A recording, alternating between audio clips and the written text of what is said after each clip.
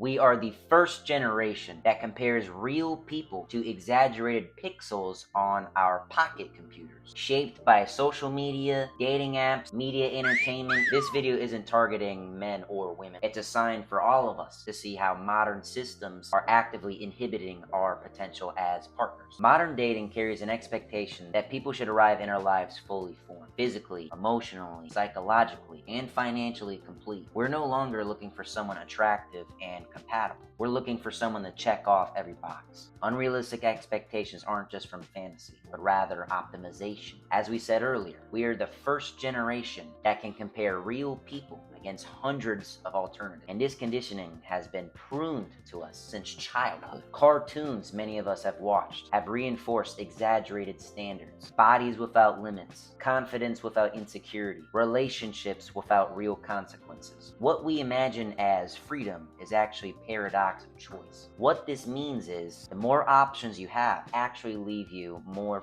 paralyzed and unsatisfied. Dating apps and social media have conditioned us to think like consumers rather than partners. We don't meet people, we grade them compared to our other options and scan for any specks, or better yet, red flags. We've been trained to look for the best build rather than asking ourselves more reasonable questions like, do I feel comfortable around them? Like I can be myself without pretending? Oops, I forgot my pencil. Bruh. Do I feel understood? And is effort being reciprocated? And our nervous systems often get misconstrued. Since we're constantly exposed to dopamine and stimulation, we suffer from a misattribution of arousal. Anxiety and excitement activate the same neural system and are both stimulated, but an opposite emotional charge. So we mistake anxiety for chemistry and peace for boredom.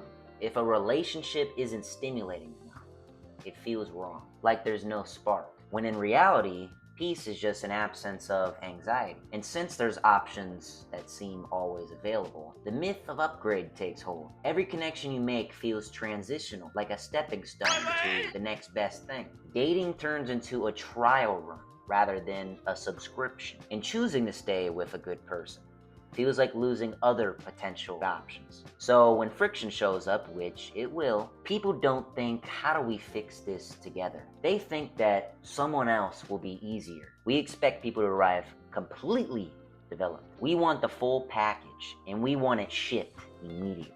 Instead of seeing imperfections as growth, they're labeled as red flags. What we call high standards aren't standards at all. They are rules that protect us from effort and especially failure. I was driving once and I saw a car with a sticker that said, fear of failure. But failure isn't actually an event. It's an interpretation of an undesired outcome. In dating, a lot of what we call failure or loss isn't actually that at all. It's information we needed to learn. I've seen many relationships recede when times were uncomfortable, and people telling themselves, I deserve better. But when you look closely, many of those moments were opportunities for growth. And from my own experience, what's kept my relationship strong isn't the absence of conflict. It's that we've both chosen to repair before ever considering leaving. Conflict isn't a sign to break up. It's a moment to see what we need to work on next. Another problem is that we are a lot faster at noticing other people's flaws before confronting our own. And unrealistic expectations give us a cop-out. We tell ourselves that we're being wise and protecting ourselves when we're really avoiding growth. And when we consistently avoid growth, we remain underdeveloped, emotionally immature.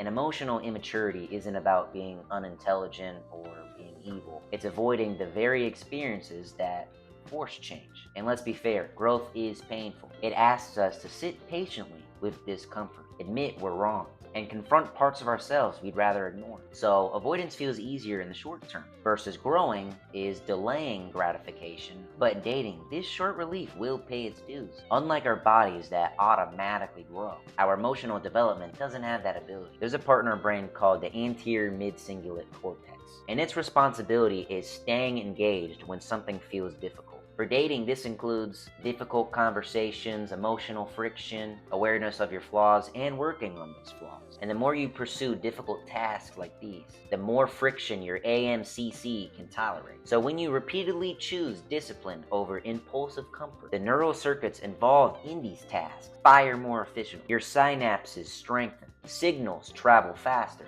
And over time, staying engaged in difficulty shifts from being swamped to familiar. When this system isn't trained, dating can feel exhausting. Any ounce of discomfort feels like too much. Normal friction feels like incompatibility. Effort feels inefficient, like time is being wasted. So instead of enduring and growing strong through these uncomfortable situations, many of us pull away, not because the relationship was unhealthy, but because their threshold for discomfort was never developed. This is why age alone doesn't equal maturity. You can be 25, 45, even older, and still feel emotionally saturated by the same situations. And that's because the skills required for a healthy relationship must be trained. You wouldn't expect yourself to lift 500 pounds when you never even attempted lifting the bar. Yet we expect to handle long-term relationships that we've never trained. This is when emotional immaturity becomes a real problem in dating. We interpret the discomfort as a warning sign. Instead of seeing friction as a catalyst for growth, we become consumed with how we feel in the short term. Very few people enjoy discomfort. Even the most disciplined people will tell you the pain before you grow never becomes enjoyable. But it does become more bearable. And this is a difference emotional maturity creates. Discomfort becomes a lesson rather than a red flag. Friction stops indicating something's wrong, and it starts meaning there's a lesson surfacing. When you stop avoiding these moments, whether it's in dating, relationships, or life, you don't eliminate pain, but you build the armor to endure it. Comfort is temporary, but the skills you build through strength will survive. Modern dating isn't broken because we want too much. It's broken because we want it pre-assembled. We've been conditioned to treat connection like a consumer product, something we unbox and immediately enjoy, rather than building it over time. We expect chemistry to arrive finished, but real relationships don't arrive complete. They're shaped through the things we are taught to avoid: effort, friction, and repair. It's not about if you will encounter discomfort. Everybody does. It's about how equipped are you to respond when it does. Do you treat discomfort as failure and dip out of it? Or do you treat it as critical data to further induce growth? The people who build lasting connections never found this perfect person. They're the ones that faced the pain head on and chose not to give up. They understand love is built through resilience, and that healthy relationships aren't effort, but are built through the decision to stay present even when it hurts.